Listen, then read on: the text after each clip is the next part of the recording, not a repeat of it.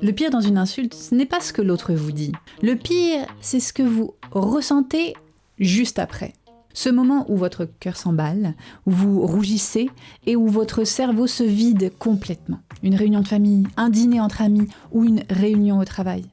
Vous savez que vous devriez répondre, mais rien ne sort. Et c'est seulement 2 heures plus tard, sous la douche, que là vous vous dites « Ah, c'est ça que j'aurais dû dire ». Mais c'est fini, c'est trop tard. Aujourd'hui, je vais vous donner 5 techniques de répartie, dont une, la 4e, est si radicale qu'elle peut calmer n'importe quel agresseur en moins de 10 secondes.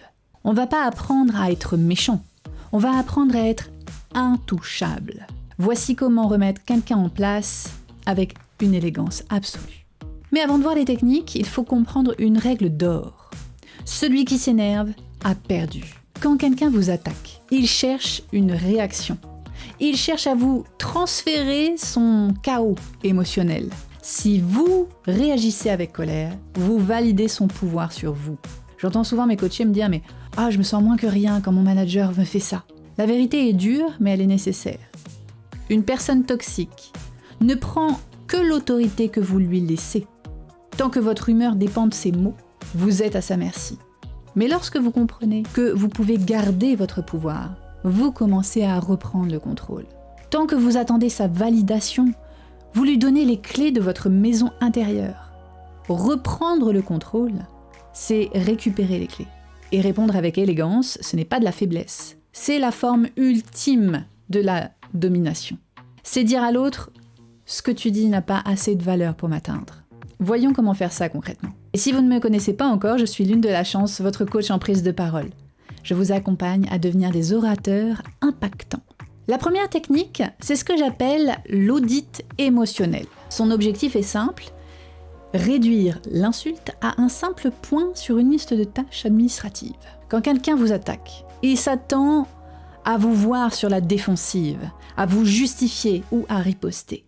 C'est là que vous le surprenez. Une fois que la personne a fini de parler, et ça c'est crucial, laissez-la finir, regardez-la calmement dans les yeux. Laissez 3 secondes de silence et dites simplement « Est-ce que tu as autre chose à rajouter sur le sujet ?» Ou dans un contexte plus direct, ça pourrait être « autre chose ». En posant cette question, vous faites 2 choses majeures. Vous reprenez le contrôle du cadre et vous agissez comme le modérateur de la conversation et non pas la victime. Vous venez d'intégrer son attaque, non pas comme une blessure, mais comme une information brute que vous êtes en train d'auditer. Et là, vous forcez l'agresseur à continuer ou à se rétracter. L'agresseur doit subtilement trouver de la matière supplémentaire. S'il n'en a pas, il se retrouve nu. Et s'il en rajoute, il s'enfonce dans le ressentiment, devenant la personne déraisonnable et émotionnelle, tandis que vous restez la personne posée. Prenons des exemples concrets. Si on est dans un contexte professionnel, par exemple avec une réunion tendue, l'attaque pourrait être « Franchement, ton rapport est superficiel, ça montre vraiment ton incompétence sur le sujet ». La réponse pourrait être « D'accord, est-ce qu'il y a d'autres points qui te posent problème dans ce rapport ?» Là, vous transformez l'attaque personnelle en une demande de feedback constructif. L'agresseur est obligé d'adopter un ton plus professionnel s'il veut continuer la discussion. Et son insulte initiale est oubliée. Prenons le contexte plus personnel, avec une remarque passive-agressive, comme on en voit beaucoup. L'attaque pourrait être d'un membre de la famille, par exemple, qui vous dirait « Ah, je suis vraiment contente que tu aies enfin trouvé un travail, hein. Il était temps, depuis le temps que tu es à la maison. » La réponse pourrait être « Très bien, est-ce que tu aurais d'autres choses à commenter sur ma vie personnelle et professionnelle avant qu'on change de sujet ?» Vous mettez une fin polie mais ferme à l'intrusion.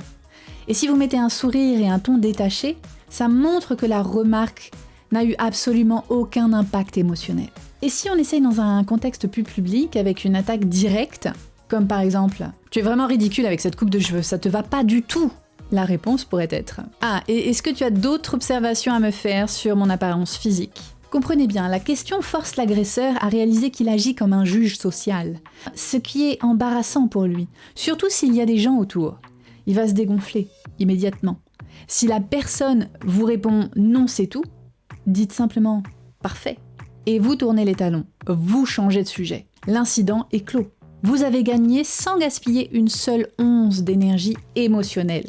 La deuxième technique c'est le miroir déformant. Et c'est une technique particulièrement efficace contre les attaques lancées sous le coup de l'émotion, le sarcasme, l'agressivité.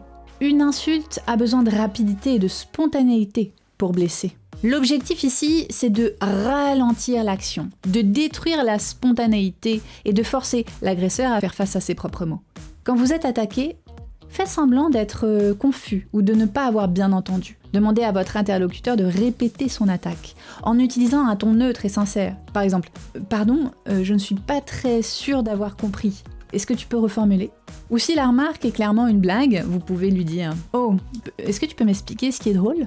Le miroir déformant fonctionne comme une douche froide. D'abord, le facteur gênant, donc on fait répéter l'insulte, c'est toujours plus difficile que de la prononcer une première fois. Et la haine et la mesquinerie paraissent toujours ridicules quand elles sont reverbalisées froidement. Surtout si l'agresseur doit le faire devant des témoins passifs et calmes, comme vous à ce moment-là. Et de deux, la charge de la preuve. En demandant d'expliquer ce qui est drôle ou ce qu'il veut dire, vous lui transférez la charge de la preuve. Il ne peut plus simplement insulter, il doit justifier son comportement. Cette justification est presque toujours impossible sans paraître agressif ou puéril. Prenons des exemples pour illustrer ça. Dans un contexte social, avec un petit sarcasme subtil, par exemple « Félicitations, tu as enfin réussi à finir ce projet, on se demandait si t'allais le finir avant Noël. » La réponse pourrait être « Tu veux dire que tu n'étais pas sûr que je rende mon travail à temps ? Qu'est-ce qui te faisait douter exactement ?» La personne est forcée de revenir sur son sarcasme, et soit elle doit s'excuser en disant « non, je plaisante », soit elle va présenter de vraies raisons de douter. Ce qui va ouvrir la voie à une discussion factuelle et non émotionnelle. Prenons un exemple différent, dans un contexte émotionnel, avec une attaque directe du style « Tu es égocentrique, tu ne penses qu'à toi ». Prenez un ton calme. Je vois que tu es très en colère. Est-ce que tu peux m'expliquer ce que tu entends par être égocentrique exactement ? Je suis désolée, je comprends pas. Là, vous désamorcez l'émotion en demandant un fait. L'émotion ne peut pas s'expliquer, elle doit être ressentie. En demandant des faits, vous obligez la personne à quitter le champ de la colère pour revenir au champ de la logique, où l'attaque ne tient plus. Essayons dans un contexte de groupe, avec la pression des gens sur vous. L'attaque pourrait être après, par exemple, une blague douteuse. « Ah, c'est pour ça que personne t'invite !» La réponse, regardez-le. Puis regardez le groupe. Et revenez à cette personne. Et vous pouvez lui dire « Attends, tu peux répéter ? C'est ce que tu penses ?» Vous faites de l'attaque un problème de groupe. L'agresseur n'a plus le soutien tacite du groupe, car l'attention et le malaise se sont maintenant retournés sur lui. Répéter l'insulte devant le groupe rend l'attaque ridicule, voire même cruelle, et non plus drôle. Si l'agresseur refuse de répéter ou de s'expliquer, vous avez gagné. Vous pouvez alors enchaîner avec un simple « Très bien, la prochaine fois que tu as quelque chose à me dire, assure-toi que ce soit clair et factuel. » Et puis, passez à autre chose. La troisième technique, c'est le projecteur social. C'est l'une des plus efficaces pour neutraliser l'intensité émotionnelle. Au lieu de vous défendre du contenu de l'attaque, vous commentez le simple fait qu'il ait fait cette attaque. Vous devenez l'observateur social adulte dans la pièce. Vous renvoyez le malaise à l'expéditeur. L'objectif est de dire sans agressivité « ce que tu viens de faire n'est pas normal » dans un échange social civilisé. Utilisez des phrases qui peuvent détendre le climat. Par exemple, « c'est bizarre comme remarque ». C'est étrange de dire ça ici. Bon, c'est devenu un peu gênant. Le projecteur fonctionne en créant un métadiscours, c'est-à-dire que vous parlez de la communication elle-même. D'abord, ce qui est bien, c'est que ça fait un changement de focalisation. La lumière, le projecteur, n'est plus sur votre erreur ou sur votre défaut, mais sur le comportement inapproprié de l'agresseur. Puis ensuite vient la dévaluation. L'attaque passe du statut de vérité blessante à celui de fait social curieux et maladroit. En utilisant des mots comme bizarre, étrange, gênant, vous réduisez la puissance de l'insulte. Ça devient une simple bizarrerie. Et enfin, vous terminez avec l'isolement. Parce que devant des témoins, cette technique est très forte. Les autres autour vont inconsciemment être d'accord avec vous. Le comportement de l'agresseur est gênant. Il se retrouve socialement isolé par sa propre action. Allons dans des exemples. Dans un contexte par exemple professionnel, si c'est une critique virulente, vous avez raté cette opportunité, vous êtes trop lent, vous avez clairement pas le niveau pour faire ça. Optez pour une réponse calme, un ton légèrement déçu. Je comprends que vous soyez frustré, mais je trouve que c'est un petit peu bizarre comme façon de l'exprimer. Là, vous reconnaissez l'émotion, frustré, mais vous critiquez la méthode, bizarre. Vous forcez l'agresseur à se calmer, à utiliser un langage plus constructif s'il veut être pris au sérieux. Allons dans un contexte plus personnel, avec un jugement de valeur. L'attaque, ça pourrait être quelque chose comme « Franchement, dépenser autant d'argent dans un voyage, c'est tellement irresponsable ». La réponse, ça pourrait être « Ce qui est curieux, c'est que tu sois aussi obsédé par mes dépenses ». Et là, vous renvoyez le sujet sur le comportement intrusif de l'agresseur. Au lieu de vous justifier sur l'argent dépensé, vous soulevez la question de son obsession pour vos choix. Le malaise lui appartient.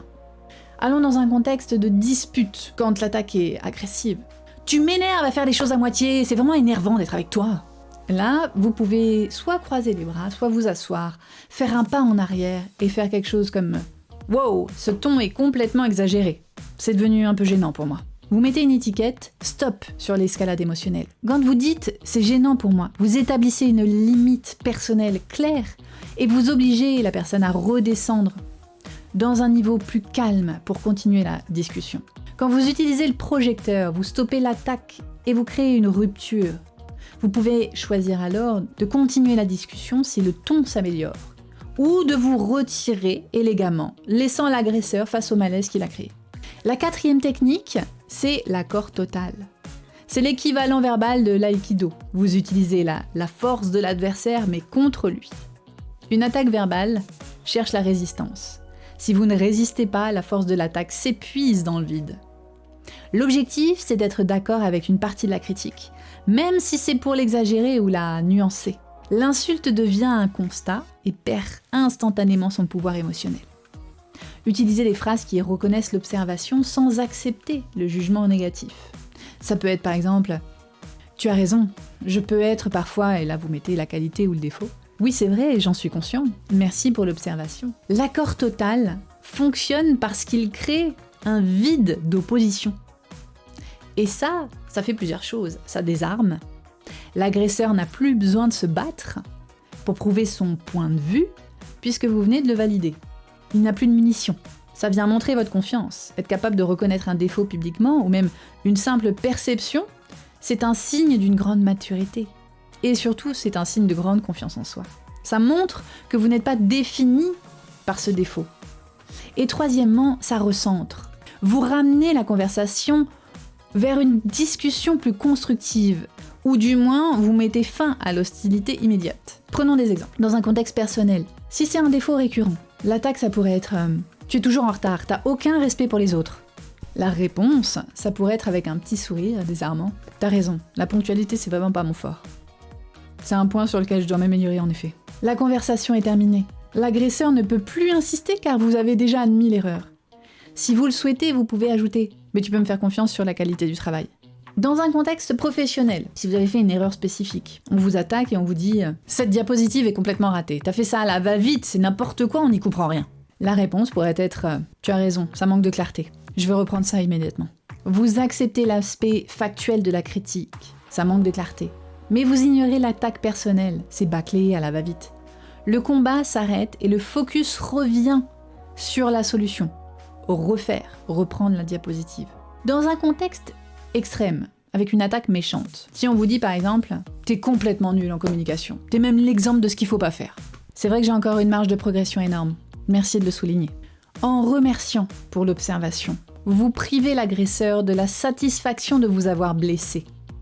Vous transformez une insulte en un feedback que vous êtes assez confiant pour recevoir. L'accord total, c'est la preuve que votre valeur personnelle n'est pas déterminée par l'opinion de votre interlocuteur. Vous êtes d'accord avec le fait, mais vous restez maître de votre propre jugement. Retenez ça, c'est là la clé. La cinquième technique, le psychologue, c'est le kill shot de la répartie élégante, car elle inverse totalement les rôles. Vous ne vous défendez plus, vous vous inquiétez pour l'agresseur. Vous passez du statut de cible à celui de figure d'autorité calme et bienveillante. L'objectif ici, c'est de neutraliser l'agressivité en la nommant et en la transformant en un état personnel de l'agresseur. regardez votre interlocuteur avec un peu de compassion et dites quelque chose comme « Tu sembles un peu tendu en ce moment. Tu as l'air agacé, tout va bien ?